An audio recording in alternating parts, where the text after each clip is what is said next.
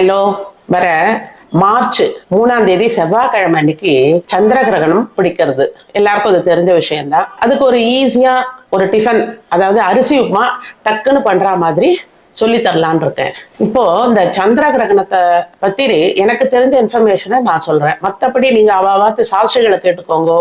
பாம்பு பஞ்சாங்கத்துல மத்தியானம் 3:20 சாயந்தரம் 6:47 வரைக்கும் கிரகண காலம் அப்படின்னு போட்டிருக்கு. ஆனா எல்லாரும் என்ன சொல்றா, மடத்துல அந்த மாதிரி எல்லாரும் பெரியவாள்லாம் என்ன சொல்றாங்கன்னா, அந்தந்த ஊர்ல சந்திரோதயம் எப்ப ஆரம்பிக்கிறதோ வர்றதோ அதைதான் நம்ம கணக்கிட்டுக்கணும் அப்படின்னு சொல்றா. நம்ம சென்னையில 6:21 சந்திரோதயம், அதுல இருந்து கணக்கிட்டு 6:47 முடியறதுன்னு சொல்றா. இந்த டைம் ஆகப்பட்டது அந்தந்த ஊருக்கு டிஃபர் ஆகும். அதை கேட்டு அவ சாட்சிகளை கேட்டுக்கோங்க. இப்போ நம்ம அந்த காஞ்சி மடத்துல இருந்து ஒரு டாக்குமெண்ட் ஒண்ணு ரிலீஸ் பண்ணிருக்கா. எந்தெந்த ஊர்ல எப்பப்போ சந்திரோதயம் அப்புறம் விடுற டைம் அதெல்லாம் எல்லாம் டீட்டெயிலா அதுல போட்டிருக்கா. நீங்க அதை எல்லாரும் பார்த்துருப்பேன். இதுல வருது, நமக்கு மொபைல்ல எல்லாரும் பார்த்துருப்போம். இருந்தாலும் கீழே டிஸ்கிரிப்ஷன்ல லிங்க் கொடுக்குறோம். அது ஃபுல் இன்ஃபர்மேஷன் இருக்கு, அதை பார்த்து தெரிஞ்சு. கிரகண பரிகாரம் செய்யக்கூடிய அந்த நட்சத்திரத்தெல்லாம் போட்டிருக்கா. பூர நட்சத்திரத்தில் பிறந்தவர்கள் கிரகண பட்டம் கட்டி கொண்டு பரணி, பூராடம், மகம், உத்திரம் நட்சத்திரத்தில் பிறந்தவர்களும் கிரகண காலத்தில் கீழ்வரும் மந்திரத்தை ஜபம் செய்தால் தோஷம் நீங்கி நீண்ட ஆயுளும் சகல வியாதிகளும் நிவர்த்தியாகும். இந்த ஸ்லோகத்தை நாங்க கீழே டிஸ்கிரிப்ஷன்லயும் கொடுக்குறோம், ஸ்கிரீன்லயும் வரும். தேவைப்படுறவா அதை எழுதிக்கோங்க. ஒரு சின்ன ஒரு அட்டையில எழுதி வச்சுட்டு அந்த சமயத்துல ஜபிச்சுட்டே இருந்தா நல்லதுன்பா பொதுவா எங்க மாமனார். நட்சத்திரக்காரெல்லாம் கூட என்ன பண்ணலாம், பகவான் நாமம் ஏதாவது சொல்லலாம். உங்களுக்கு தெரிஞ்ச ஸ்லோகம் சொல்லுவோம். மெயினா விஷ்ணு சஹஸ்ரநாமம் சொல்லலாம். அந்த மாதிரி அவளுக்கு எந்த ஸ்லோகங்கள் சொல்ல வருதோ அதை சொல்லலாம். அது தப்பு கிடையாது, எல்லாருமே சொல்லலாம் அந்த டைமிங்ல. அன்னைக்கு நம்ம சொல்ற பலன் 1000 மடங்கு கிடைக்கும்னு சொல்லுவா பொதுவா. இது முடிஞ்சதுக்கு அப்புறம் நம்ம ஸ்நானம் பண்ணிட்டு சுவாமி விளக்கு ஏற்றிட்டு நமஸ்காரம் பண்ணுவோம். அன்னைக்கு ராத்திரி பொழுதா இருக்கிறதால அடுத்த நாள் என்ன பண்ணுவோம், நம்ம சாட்சிகளை கூப்பிட்டு அவருக்கு அரிசி, உளுந்து, அப்புறம் மட்டை தேங்காய், தாம்பூலம், பழம், அப்புறம் அவருக்கு தட்சணை வச்சு கொடுத்துட்டு நமஸ்காரம் பண்ணிக்கணும். வெத்தலை பாக்கோட சாட்சிகள் கொடுக்கும்போது நம்ம அந்த பட்டயத்தை வச்சு அந்த மந்திரத்தை எழுதி வச்ச பட்டயம் வச்சுருப்போம் இல்லையா, அதையும் வச்சு கொடுத்துருங்க. அப்புறம் அந்த பிள்ளையாண்டுக்குவாள்லாம் வெளியில வாசல்லாம் வரக்கூடாதுன்னு சொல்லுவா, எல்லாருக்கும் தெரியும். மேபி இந்த ட்ரிப் ரொம்ப கம்மி டைம் தான் வேற, அதனால ஆத்துக்குள்ளேயே இருக்கலாம். அந்த டைம்ல ஸ்லோகம் ஏதாவது சொல்லுங்க. அப்புறம் இன்னொன்னு, கை சும்மா இருக்காது பொதுவாகவே. நம்ம சும்மா இருக்கும்போது ஏதாவது கிள்ளின்னு இருப்போம் இல்லையா, அந்த மாதிரி பொதுவாக எங்க அம்மா சொல்லுவா, ஏதாவது குச்சி அந்த மாதிரி காகிதம் அந்த மாதிரிலாம் எடுத்து குச்சி எடுத்து உடைக்கிறது, ஏதாவது ஒரு இந்த குச்சி இருக்கும் இல்லையா, டீ குச்சி அதெல்லாம் எடுத்து உடைக்க கூடாது. அப்புறம் பேப்பரை வச்சு சுக்கு சுக்கா கிழிச்சு போடக்கூடாது. அதெல்லாம் அந்த குழந்தைக்கு எஃபெக்ட் ஆகும் அப்படின்னு சொல்லுவா. அதனால அவெல்லாம் கொஞ்சம் சேஃபா இருந்துக்கோங்க. அந்த டைம்ல நல்ல ஸ்லோகத்தை சொல்லிட்டு சுவாமியே நினைச்சுடுறோங்க. இதுதான் பொதுவா எங்க ஆங்கல்ல எங்க மாமனார் இப்படிதான் பண்ண சொல்லுவார். நாங்கெல்லாம் அப்படிதான் ஃபாலோ பண்ணுவோம். நீங்க உங்காத்து வழக்கம் எப்படியோ உங்க சாஸ்திரியில கேட்டு அந்த மாதிரி பண்ணிக்கோங்க. நெக்ஸ்ட் இப்போ நம்ம சாப்டருக்கு வருவோம். என்னன்னா, நம்ம இப்ப அரிசி உப்புமா தான் நான் பண்ணி காட்ட போறேன். இந்த அரிசி உப்புமா எப்படின்னா, இதுல நான் பச்சை மிளகாய், இஞ்சி எல்லாம் கிடையாது. இது ஓல்டன் டைப் மெத்தடு. அப்பெல்லாம் எங்க அம்மா என்ன பண்ணுவான்னா, இந்த அரிசி இயந்திரம்னு இருக்கும் இல்லையா, அதுலதான் உடைப்போம். சும்மா அப்பப்ப கொஞ்சம் எப்படி நமக்கு அதுலயே அழகா வரும். எப்படின்னு வச்சுக்கோங்களேன், கொஞ்சம் லைட்டா தூக்கினா கொஞ்சம் பெரிய உடச்சல், இன்னும் கொஞ்சம் இதுவா பண்ணோம்னா சின்ன உடச்சல், அந்த மாதிரிலாம் வரும் உங்களுக்கு. அதுல உடைச்சுதான் இந்த அரிசி உப்புமா பண்ணுவா. ஆல்ரெடி நான் பருப்பெல்லாம் ஊற வச்சு பண்ணது, அப்புறம் உதிரா வருது எப்படி, அதெல்லாம் நான் போட்டிருக்கேன். வேணுங்கிறவா அதை பார்த்துக்கோங்க, கீழே லிங்க் கொடுப்பா. இப்போ இந்த அரிசி உப்புமாக்கு தேவையான சாமான்கள் சொல்றேன் பாருங்க. நல்ல அரிசி, நம்ம சாப்பாட்டு அரிசி தான் எடுத்து வச்சுருக்கேன், பொன்னி அரிசி. இந்த மெஷர்மெண்ட் கப்பால 1.5 எடுத்து வச்சுருக்கேன். ஏற்கனவே நீங்க மிஷின்ல உடைச்சு வச்சிருந்தாலும் ஓகே. பட் இந்த மெத்தடுக்கு கொஞ்சம் மிளகு தான் தூக்கலா போடணும். அப்பதான் நல்லா இருக்கும். அந்த மிளகோட பிளேவரும் ஜீரகத்தோட பிளேவரும் சேர்ந்துட்டு வாசனையா இருக்கும். இந்த மெஷர்மெண்ட்டுக்கு நான் சொல்றேன். 1.5 டேபிள் ஸ்பூன் துவரம் பருப்பு போட்டுருக்கேன்.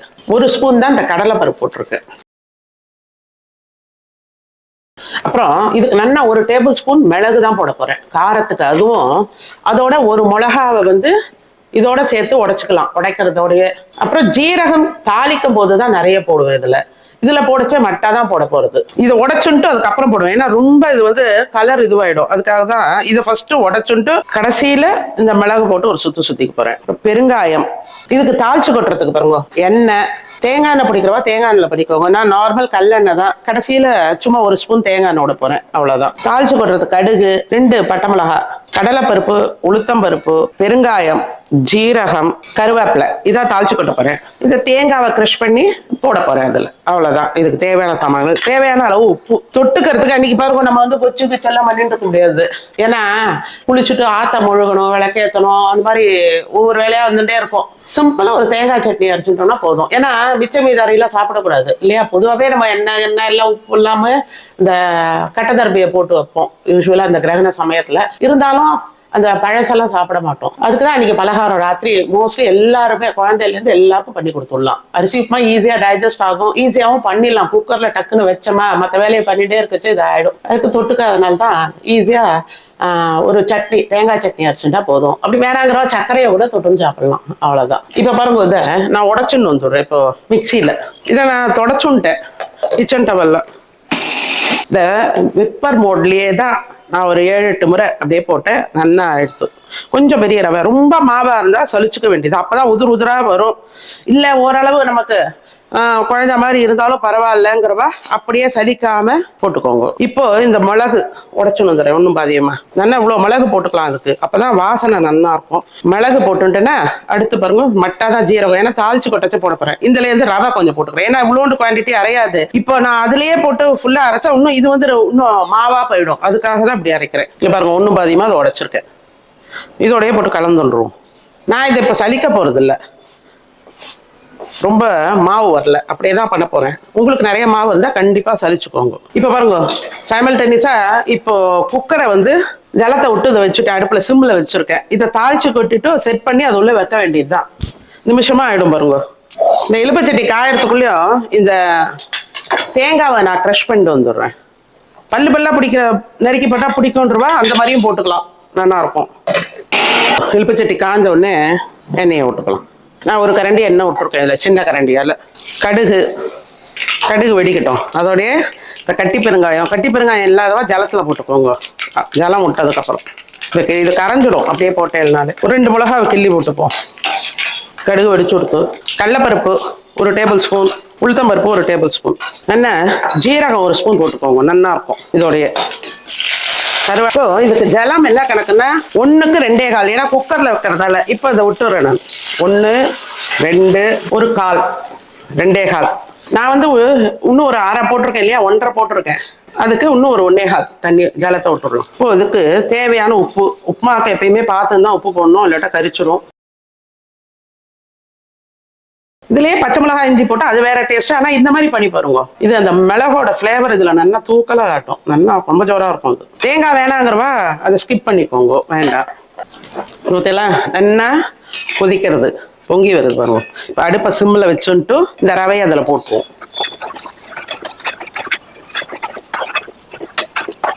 பொதுவாக 3 ஜலம் வைப்போம். அப்படியே பண்றதா இருந்தா 3 ஜலம் வச்சுக்கோங்க. நம்ம இப்போ குக்கர்ல வைக்கிறதால நான் 2.25, 1க்கு 2.25 ஒரு மெஷர்மெண்ட்டுக்கு. கொஞ்சம் அப்படியே சேறு பதமா வரட்டும், அப்போ எடுத்துள்ளாங்க. அவ்வளோதான். ஒரு 2 மினிட்ஸ் தான் ஆகும். இப்போ இது சும்மா 1 ஸ்பூன் தேங்காய் எண்ணெய், அவ்வளோதான். இந்த அடுப்பை அணைச்சிட்டு இப்போ குக்கர்ல வைக்க போறேன். நான் அதை இந்த ப்ரெஷர் பேன் உள்ள ஒரு பாத்திரத்தை வச்சிருக்கேன். ஆனா இதுல காந்தல் கிடைக்காது. அப்படி வேணுங்கிறவா மறுபடியும் எடுத்து போட்டு இந்த வால்னில சிம்மில் வச்சுட்டேன்னா அடியில் கொஞ்சம் காந்தல் கிடைக்கும். அவ்வளோதான், வச்சாச்சு. இப்போ இதை மூடிடுறேன். நல்லா இதுக்கு ஒரு 4-5 விசில் விடணும் இந்த ப்ரெஷர் பேனுக்கு. உங்களுக்கு தெரியும் உங்காத்த குக்கர் எத்தனை விசில் விட்டா ஆகும்ன்றது. அவாத்த குக்கர் பிரகாரம் வச்சுக்கோங்க விசில் சவுண்டு. எல்லாரும் கேட்பலையே மம்மி நீங்கள் வந்து குக்கர்லேயே அப்படியே டைரெக்டாக பண்ணலாமே, இலுப்பச்சட்டிலே பண்ணலாமே அப்படின்னு பண்ணிக்கிறவா பண்ணிக்கோங்க. அது என்னன்னா கொஞ்சம் நம்மளோட குவான்டிட்டி குறைஞ்சிடும். அடியில் காந்தல் அவ்வளோ போயிடும்ல. வேணுங்க அப்படி பரவாயில்ல எங்களுக்கு காந்தல் பிடிக்கும்ன்றவா அந்த மாதிரி பண்ணிக்கோங்க. டைரெக்டாக குக்கரில் அப்படியே போட்டு வச்சுக்கோங்க. இல்லை அந்த வானலியில் பண்ணிக்கோங்க. கொஞ்சம் கலரி விடணும். இந்த வானலிலாம் பண்ணோம்னா அப்பப்போ கொஞ்சம் அப்படியே பரட்டி விடலாம். இதுன்னா அக்கடை நம்ம பாட்டுக்கு வச்சுட்டு மற்ற வேலையெல்லாம் பார்த்துட்டு இருக்கலாம். அதுதான் இதில், வேற ஒன்றும் இல்லை. மேலும் சப்போஸ் நீங்கள் வந்து இந்த வானலிலே பண்ணீங்கன்னா நான் சொல்கிற மாதிரி 1க்கு 3 ஜலம் முடிச்சுக்கணும். அப்போ தான் நல்லா வேகும் உங்களுக்கு. இது பார்த்தீங்களா நல்லா சூப்பராக எப்படி வந்துருக்கு பாருங்க. நல்லா வெந்து கிடைச்சிருக்கும். இதை அப்படியே ஒரு கலர் இப்படி கலந்துட்டு கொஞ்சம் நேரம் ஒரு தட்டில் போட்டாலே புலன்னு ஆயிடுவது பாருங்க. எப்படி உதிரா வந்துரு பாருங்க. இந்த மெஷர்மெண்ட் ஜலம் வச்சோம்னா சரியா இருக்கும். அவ்வளோதான், அரிசி உப்புமா ரெடி. இப்போ இதுக்கு தேங்காய் சட்னி அரைக்க போறேன். இப்போ இந்த தேங்காய் சட்னிக்கு பாருங்க, தேங்காய் ஒரு 2 டேபிள் ஸ்பூன், உடச்ச கடலை, உப்பு ஒரு பச்சை மிளகாய் இதை போட்டு அரைச்சிக்கலாம். புளி வேணுங்கிறவா சொட்டு புளி போட்டுக்கோங்க, இஞ்சி பிடிக்கிறவா இஞ்சி போட்டுக்கோங்க. நான் இன்னைக்கு அதெல்லாம் போடலை. அப்புறம் தாளிச்சு கொட்டச்சே கடுகு, உளுத்தம்பருப்பு, கொஞ்சம் பெருங்காயம், 2 கருவேப்பிலையும் அதில் கிள்ளி போட்டு தாளிச்சு கொட்டினா மனமா இருக்கும். இதை அரைச்சிட்டு காட்டுறேன். உங்கள் சட்னி அரைச்சிட்டேன், இதை தாளிச்சு கொட்டேன். இந்த உப்புமாவோட கலரை பற்றியில வெள்ளையாக இருக்காது, ஏன்னா நல்லா மிளகு தான் இதுக்கு மெயின் இன்க்ரீடியன்ட். அதனால இந்த கலரில் இருக்கு, நல்லா கம கமன் வாசனையாக இருக்குது. எல்லாம் ட்ரை பண்ணுங்க. எல்லாரும் இந்த அரிசி உப்புமாவை ட்ரை பண்ணி பாருங்க. உங்களுக்கு தொட்டுக்கிறதுக்கு எது பிடிக்குமோ அதை பண்ணிக்கோங்க. நான் இன்னைக்கு சட்னி தான், தேங்காய் சட்னி தான் பண்ணியிருக்கோம். அதை தான் நான் உங்களுக்கு காமிக்கிறேன். என்னோட வீடியோஸ்லாம் பிடிச்சிருந்தா லைக் பண்ணுங்க, ஃப்ரெண்ட்ஸ் அண்ட் ரிலேட்டிவ்ஸ்க்கு ஷேர் பண்ணுங்க. எல்லாரும் பண்ணி பார்த்துட்டு கமெண்ட்ல போடுங்க எப்படி வந்தது, இதனோட ஃப்ளேவர் எப்படி இருக்கு நீங்களே சொல்லுங்க. இது வந்து சில பெருமாள் கோயில்லாம் கூட இது பிரசாதமா கொடுப்பா. அந்த மிளகோட ஃப்ளேவர் ரொம்ப நல்லா இருக்கும். நானே ஒரு ட்ரிப் வாங்கி சாப்பிட்ருக்கோம் நாங்கெல்லாம். ரொம்ப ஜோரா இருக்கும் அந்த வாசனை. சப்ஸ்கிரைப் பண்ணாதவெல்லாம் சப்ஸ்கிரைப் பண்ணுங்க. தேங்க்யூ.